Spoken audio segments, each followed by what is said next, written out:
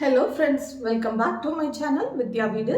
இன்னைக்கு இந்த வீடியோல நாம என்ன பார்க்க போறோம்னா எங்களோட சண்டே நான் என்ன சமைக்கிறேன் மடமடன்னு எப்படி 1 hourல இந்த லஞ்சை நான் கம்ப்ளீட் பண்றேன் அப்படின்றது தான் பார்க்க போறோம். ஜாஸ்தி யூட்டென்சில்ஸையும் யூஸ் பண்ணாம குயிக்கா எப்படி பண்றதுன்னு வாங்க வீடியோக்குள்ள போய் பார்த்துடலாம். இன்னைக்கு சமையலுக்கு தேவையான எல்லாத்தையும் கிச்சன் டேபிள் டாப்ல எடுத்து வச்சிருக்கேன். முதல்ல கறி குழம்பு வச்சிடலாம்.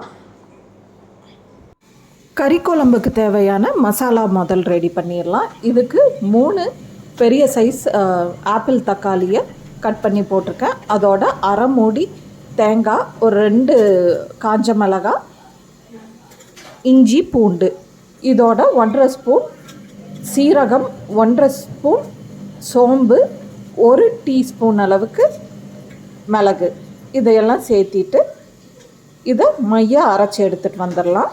இது கூடவே ஒரு 2 பிட் அளவுக்கு பட்டையும் 6 கிராம்பும் சேர்த்திருக்கேன். இப்போ இந்த மசாலாவை மையாக அரைச்சி எடுத்துக்கலாம். அடுத்ததாக குக்கரை அடுப்பில் வச்சு 3 டீஸ்பூன் அளவுக்கு கடலெண்ணெய் சேர்த்திருக்கேன். எண்ணெய் சூடானதும் கடுகு பொரிஞ்சதும் சின்ன வெங்காயம், கருவேப்பிலை ரெண்டையும் போட்டு சின்ன வெங்காயம் நல்லா வதங்கினதுக்கப்புறமா ஒரு 5 டீஸ்பூன் அளவுக்கு கொத்தமல்லி தூள், இது தனி கொத்தமல்லி தூள் தான் சேர்த்திக்கிறேன். இது ஒன்றும் பாதியுமாக வறுபட்டால் போதும். நாம் அரைச்சி வச்ச மசாலாவை இதில் சேர்த்திடலாம். இப்போது மிக்ஸி ஜார் அலசி அந்த தண்ணியையும் இதில் சேர்த்திக்கிறேன். இப்போது இந்த டிஷ்ஷுக்கு தேவையான அளவு உப்பையும் மஞ்சத்தூளையும் சேர்த்திடலாம். அடுத்ததாக குழம்பு எந்த அளவுக்கு நீர்க்க வேணுமோ அந்த அளவுக்கு தண்ணி சேர்த்து கலந்து விட்டுக்கலாம். குழம்பு நல்லா கொதிச்சிடக்கூடாது. அது கொதிக்க ஆரம்பிக்கிற ஸ்டேஜில் கறியை சேர்த்திடலாம். நான் இன்றைக்கி இதோட 3 முட்டையும் சேர்த்திருக்கேன்.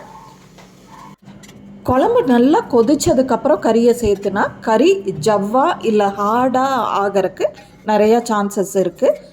அதனால் குழம்பு நல்லா கொதி வர்றதுக்கு முன்னாடியே, அதாவது கொதிக்க ஆரம்பிக்கிற ஸ்டேஜ்லேயே கறியை சேர்த்துருங்க. சேர்த்து எல்லாத்தையும் நல்லா கலந்து விட்டு இப்போ லிட் வச்சு மூடி வச்சிடலாம். நீங்கள் யூஸ் பண்ணுற கறி நல்லா இளங்கறியாக இருந்தால் 6 விசில் விட்டால் போதும். கொஞ்சம் ஹார்டான கறின்னா 8லேருந்து 10 விசில் வச்சுக்கலாம். நான் இப்போது இன்றைக்கி ஒரு 8 விசில் வச்சு இறக்கி வச்சுருக்கேன். 8 விசில் வர்றதுக்குள்ளே மற்ற தாளிப்புக்கான வெங்காயம், கருவேப்பிலை எல்லாம் ரெடி பண்ணி வச்சுட்டேன். இப்போது வடை சட்டியை வச்சு 1 டீஸ்பூன் அளவுக்கு எண்ணெயை சேர்த்திருக்கேன். கடுகு பொரிஞ்சதும் வெள்ளைப்பூண்டு, கருவேப்பிலை சேர்த்து வதக்கி விட்டுக்கலாம். இதோடவே கொஞ்சமாக பெருங்காயத்தூளையும் சேர்த்து வதக்கி விட்டால் ரசத்தாளிப்பு ரெடி.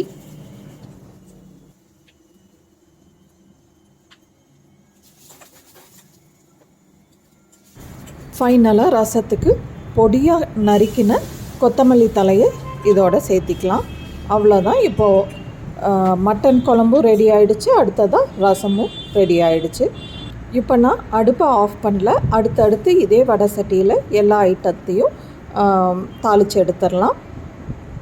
முதல்ல முட்டை பொரியல் செஞ்சுக்கலாம். அதுக்காக ஒரு 3 டீஸ்பூன் அளவுக்கு எண்ணெய் சேர்த்திருக்கேன். கடுகு பொரிஞ்சதும் வெட்டி வச்ச வெங்காயம், கிள்ளி வச்ச வரமிளகா 2, அப்புறம் கருவேப்பிலை, இது எல்லாத்தையும் சேர்த்து நல்லா வதக்கி விட்டுக்கலாம். வெங்காயம் நல்லா வதங்கினதுக்கப்புறமா இந்த டிஷ்ஷுக்கு தேவையான அளவு உப்பு சேர்த்திக்கலாம். போட்ட உப்பு வெங்காயத்தில் நல்லா ஈவனாக எல்லா பக்கமும் கோட் ஆகிற மாதிரி நல்லா கலந்து விட்டுக்கோங்க. அப்போ தான் முட்டை உடச்சி ஊற்றி கலக்கும்போது உப்பு அங்கங்கே திட்டு திட்டாக நிற்காமல் இருக்கும். நான் இன்றைக்கி 3 முட்டையை உடச்சி ஊற்றியிருக்கேன். முட்டை பொரியல் எந்த அளவுக்கு ட்ரையாக வேணுமோ அது வரைக்கும் நீங்கள் நல்லா வதக்கி விட்டுக்கோங்க. ஃபைனலாக முட்டை பொரியலை இறக்குறதுக்கு முன்னாடி கொஞ்சமாக பெப்பரை தூவி விட்டு கலந்து விட்டுக்கலாம். அவ்வளோதான், முட்டை பொரியலும் ரெடி ஆகிடுச்சு. இப்போது இதே வடை சட்டியில் அடுத்ததாக நான் மட்டன் சுக்காவையும் தாளிச்சுக்க போகிறேன். இது 5 டீஸ்பூன் அளவுக்கு எண்ணெயை சேர்த்திக்கலாம். எண்ணெய் சூடானதும் கடுகு தாளித்து 1 டீஸ்பூன் அளவுக்கு சோம்பு, கொஞ்சமாக கருவேப்பிலை, 1 டீஸ்பூன் பெப்பர், இதையெல்லாம் போட்டுட்டு நம்ம குழம்புல எடுத்து வச்ச கறியை இதோட சேர்த்திக்கலாம். கொஞ்சம் குழம்போடவே சேர்த்து போடுங்க.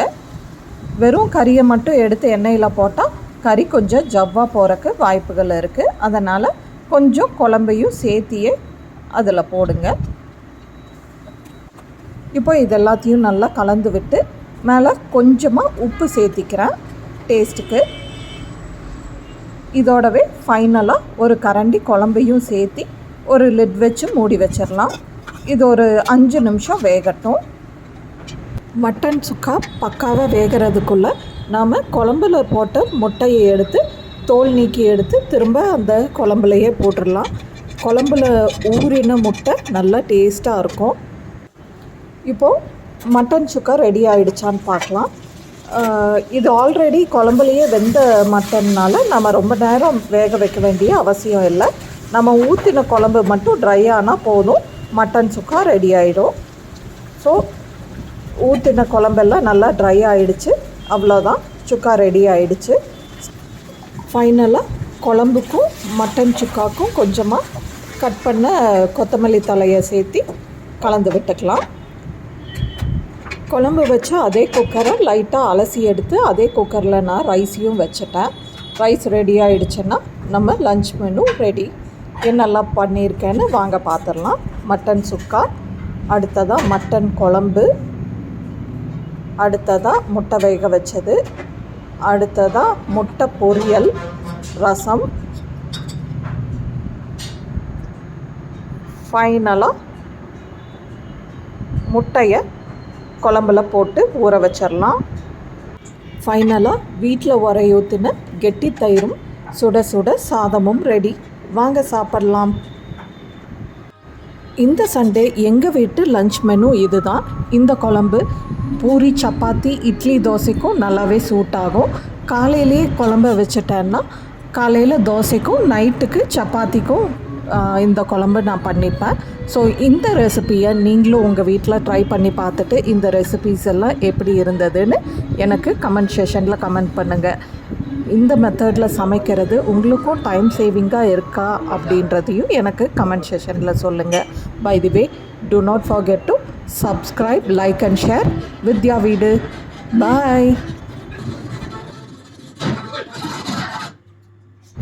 மட்டன் நல்லா சாஃப்டாக வந்திருக்கு.